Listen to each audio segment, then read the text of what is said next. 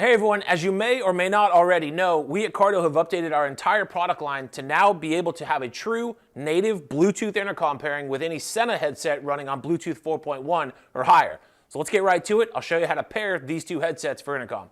Here we have the Cardo Freecom 4X and the Sena 20S Evo. Let's go ahead and turn on the Freecom X series. And we'll turn on the 20S Evo.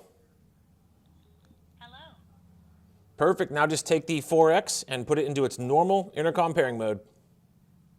Pairing initiated. On the 20S Evo, just press and hold the jog dial for its native intercom pairing mode.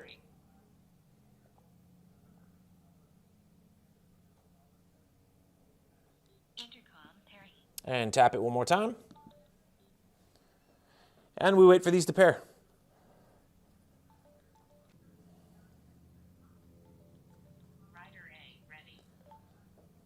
Great, these two are paired together. I can see the double blue flashing light and I can hear it in the speaker. So I can close the intercom by tapping the intercom button on the Cardo.